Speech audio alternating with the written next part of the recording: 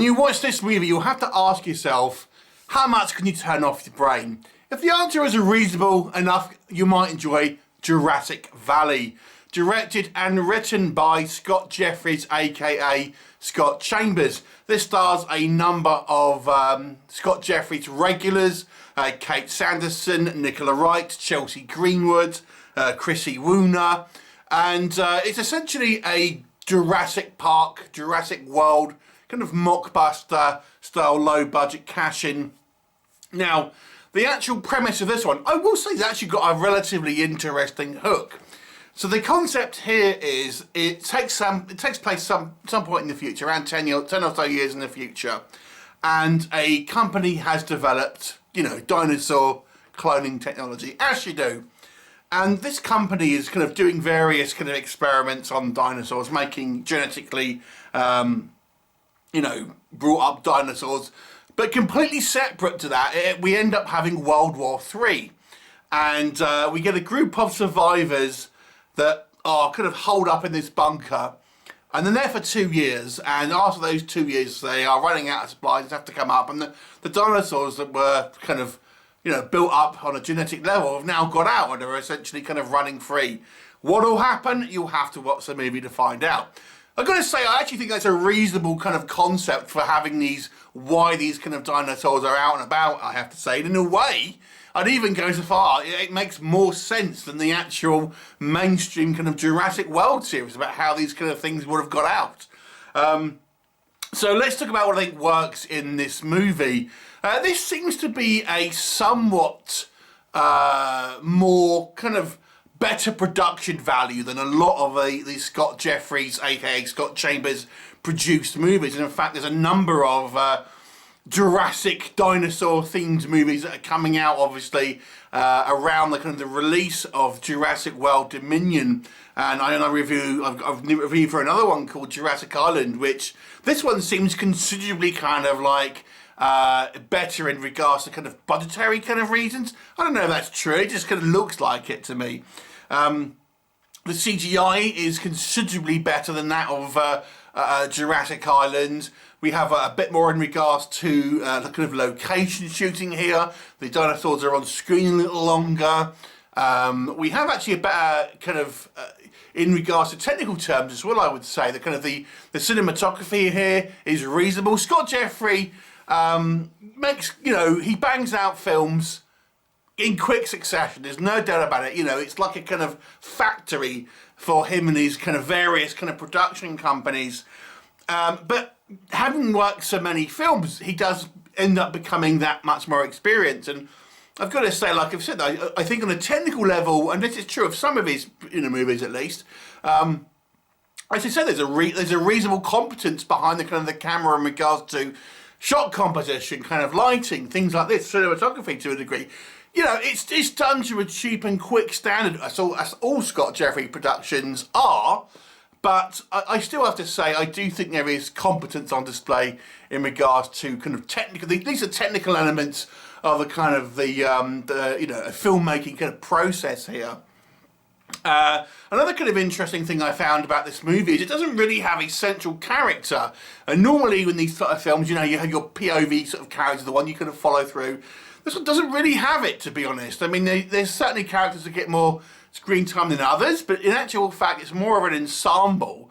And therefore, you don't really know who might die and who might kind of survive. And in actual fact, we have the kind of two groups of people kind of go on almost separate adventures. We get those kind of that are staying behind in the bunker, and they're kind of dealing with kind of raptors kind of getting into the compounds, and we get those who are out scavenging for supplies, and they're dealing with like a couple of tyrannosaur and things like this. So we actually get kind of diverging kind of storylines. So, you know, it gives us some variety in regards to locales, and it oscillates between the two of them, so we're going to get the interior shots, and you know, they're a lot kind of styled after probably the original Jurassic Park, the kind of the kitchen scene in regards to kind of raptors, and then the external on location kind of shoots, and again we get the kind of the references, you know, the water kind of trembling when the you know, the tyrannosaurs are kind of walking about. There's obvious kind of nods, and you know, they make no secret really of being mockbusters really, and kind of obviously taking the best parts of mainstream movies and kind of redoing them on the much lower budget level. But nonetheless, I do feel having these kind of two sort of concurrent storylines, it gives the kind of a visual kind of difference between the two, and makes it kind of a little bit more visually kind of interesting between the two of them. I've got to say the World War III angle that this kind of movie introduces is certainly an interesting kind of X factor that could have been, I think, a part of this film. They do nothing with it, unfortunately, and that's just a backdrop as to how these dinosaurs have kind of got out. I actually think, and it's made mention that it's still kind of going on, I actually thought that would have been a really interesting kind of like dynamic to have this kind of situation as well as a kind of an actual kind of war. I guess that's more of a budgetary reason. This just wants an excuse to why there's dinosaurs kind of walking around. But I have to say the idea behind it at least was I think a good one. And there are some kind of reasonable kind of dinosaur attacks. There's a couple of decent kind of sequences where we see kind of characters kind of getting chowed down on and all such. But let's talk about what doesn't work. As I've said, how much are you willing to kind of turn off your brain and just kind of accept that B movies are just kind of like, let's kind of throw logic out the window for a lot of it, because that's certainly true of this movie. And there are some things here you're thinking, Jesus. Let me get some critiques out of the way first of all. Scott Jeffrey Productions, a British production company, Jagged Edge Productions. He's a member of a few of them. But they obviously make films to try and sell abroad, specifically to America. So we often find, nearly all the time, there's characters putting on American accents. There's an actor here that has, and I legitimately mean this, the worst fake American accent I've ever heard in any film ever. It was terrible. If anyone involved in production, never get this guy to do an American accent again. It was terrible. It took me ages to figure out he's actually meant to be American. Oh my God, it was really bad. And so bad I could actually not understand what he was saying sometimes. That's how bad that accent is. Really, really bad. It's, like I said, these kind of fake American accents tend to be of varying quality, but this truly was the absolute worst. And I've seen that guy in other films, and he does his natural British accent. Not bad, just keep it as that. That aside, what else can I say? This film is kind of dumb. The actual World War III concept is just a throwaway couple of lines. It's kind of wasted, a bit of a wasted concept, as I say. I suspect, again, just a budgetary reasons, but it's like the actual concept, although it's kind of a fun one, when we can look at the minutiae of the detail, it's kind of a little weird. It's like, okay, so there's this bunker, but it seems to, it has various people that are kind of, issued into this kind of particular bunker. It seems very concerned with having lots of wags in it. Why is this bunker, why is this housing all these wags? It doesn't, it's not really kind of like, what? It makes no sense. Obviously, this is just the kind of the troupe of actors that Jagged Edge Production has, but it just looks like a bunch of wags.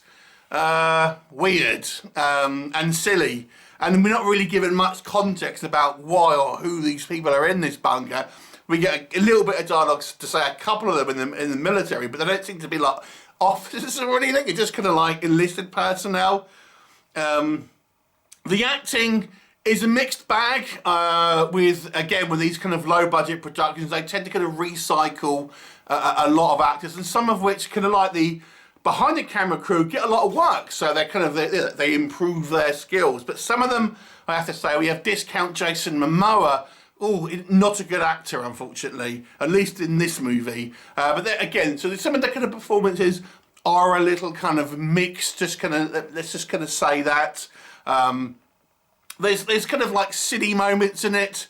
Like, there's this, they're letting people into the bunker, and there's like a tyrannosaur kind of coming towards them, and, oh, sorry, you're too late. It's literally just like a regular fence, and they just kind of pull it shut, and it's just like, like a metal kind of like wire fence, if you know what I mean.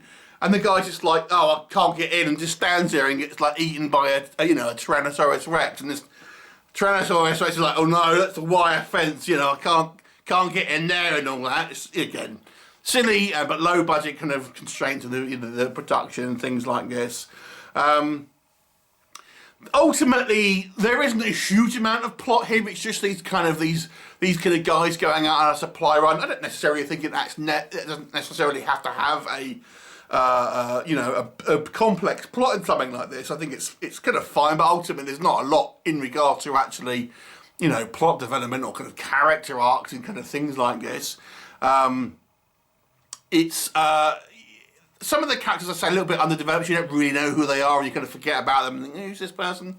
And some of them are a little bit kind of, we see this kind of, at the beginning, they're kind of going into this bunker, and it's like, the beginning of the kind of the war and everything. And then 2 years later, everyone looks exactly the same. Everyone's got the same haircut. There's a couple of guys who's like facial hair. The facial hair is literally the same as it was meant to be 2 years ago in kind of story. Everyone's kind of like, hair is exactly the same length. They look exactly the same. Again, it's like, don't worry about that. We're just going to be movie. People aren't going to kind of notice things like this. So attention to detail is somewhat kind of lacking, to be honest with you. If you want to be really picky, the CGI, even though I think it's better than a lot of these kind of low budget movies, there are some moments where it still does look a little bit kind of hokey. I'm forgiving of that, to be honest with you, because I understand that this is a low budget production, so I don't necessarily hold that too much. For me personally, I can accept, but I actually do think the visual effects were fine, and there's actually some prosthetic work that are okay here as well. And the other thing I would say, it ends really abruptly. It kind of looks like they've just gone, oh, that's it, we're done now. And it's like, what? So it feels like it kind of a little bit leaves you high and dry. I think this movie would have actually, it could have been a reasonable movie. I think had it been, again, a little bit more time with it, maybe a little bit more effort. I think there was actually a basis here for having a reasonably kind of like interesting sci-fi kind of dinosaur kind of war movie or something like that. I actually do think that it could have been. It had the potential at least to rise above a little bit of the kind of mediocrity that a lot of these kind of films sort of sit at, but it doesn't kind of go there. As it stands, this is still a somewhat of an enjoyable level, a B movie kind of standard. I don't think it kind of rises above mediocrity, to be honest with you, but I certainly feel this is more watchable than a lot of them, and it feels just a little bit more polished than some, and I kind of quite enjoyed some of the kind of the technical aspects of it, and at least the hint of maybe what is kind of going on. And there we go. I mean, it is relatively entertaining at the very least, and I guess if you're watching B movies, you have some degree that you're not going to be seeing sort of huge kind of like mainstream budgeted movies and things like that. As such, I'm going to give this a 5 out of 10. I actually think it's fine to watch if you are accepting of B movie standards. Will you watch it? Have you seen it? Leave me a comment and I'll look forward to seeing you next time. Bye for now.